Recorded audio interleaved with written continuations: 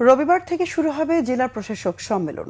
২৪-এর গণঅভ্যুত্থান ধারণ করে জনপ্রশাসন পরিচালনার বিষয়টি এবার গুরুত্ব পাবে বলে জানিয়েছেন মন্ত্রিপরিষদ বিভাগের সচিব ডক্টর শেখ আব্দুর রশিদ।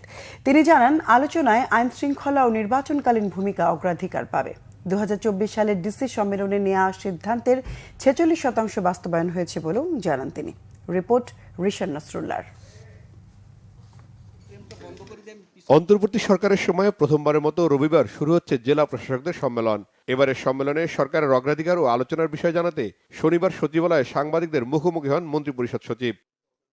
সংবাদ সম্মেলনে তিনি বলেন, গণমুখী প্রশাসন তৈরি ও নতুন বাংলাদেশের বিষয়ে গুরুত্ব দেবে সরকার। ডিসিদের বেশিরভাগ প্রস্তাব জনসম্পৃক্ত বলেও জানান তিনি।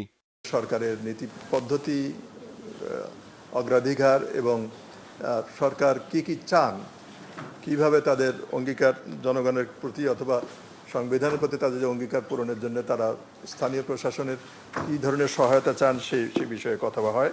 নির্বাচন করতে হবে বলে সকল পক্ষ থেকে একটা চাপ আছে, আমাদের সরকারের পক্ষ থেকে সেই প্রণোদনা আছে। আমরা চাই নির্বাচনের মাধ্যমে একটি সুষ্ঠু সুন্দর সরকার তৈরি হোক। তো সেটা যদি হয় এবং সেটার জন্য যেহেতু চাপ আছে বা সকলেরই একটা প্রত্যাশা আছে, তাহলে নির্বাচন কমিশন তো চাইতেই পারে যে কী ধরনের রোল তারা লোকাল অ্যাডমিনিস্ট্রেশন থেকে আশা করে।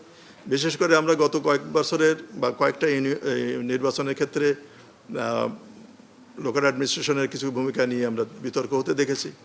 সেই বিতর্ক যেন আর না থাকে সেটা নিশ্চয়ই তারা কোনো নির্দেশনা বা গাইডেন্স দেবেন আশা করি। পতিত আওয়ামী লীগ সরকার ২০২৪ সালের ডিসি সম্মেলনে ৩৮১টি সিদ্ধান্ত নিয়েছিল জানিয়ে মন্ত্রিপরিষদ সচিব বলেন, এর মধ্যে ২০৪টি সিদ্ধান্ত বাস্তবায়ন করা হচ্ছে।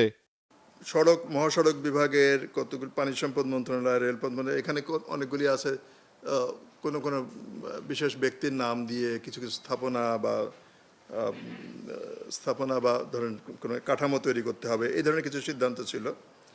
তারপরে ছিল যেমন সমাজসেবা অধিদপ্তরে এক গ্রামীণ আর্থসামাজিক প্রশিক্ষণ কেন্দ্র নির্মাণ, সেখানে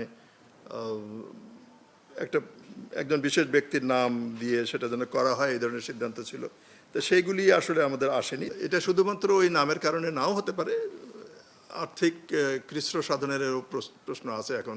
সেই জন্য আমরা কিছু কিছু অ্যাম্বিশাস প্রকল্প কেটে যেতে দেখছি এখন। এই সময় জেলা প্রশাসকদের হিটলিস্ট করার বিষয়ে কথা বলেন জনপ্রশাসন মন্ত্রণালয়ের সিনিয়র সচিব। এছাড়া এবারের সম্মেলনে জেলা প্রশাসকদের দেওয়া ১২৪৫টি প্রস্তাবের মধ্যে ৩৫৪টি কার্যপত্রে যুক্ত করা হয়েছে বলে জানানো হয় সংবাদ সম্মেলনে। রিশান নাসরুল্লাহ, বাংলাভিশন, ঢাকা।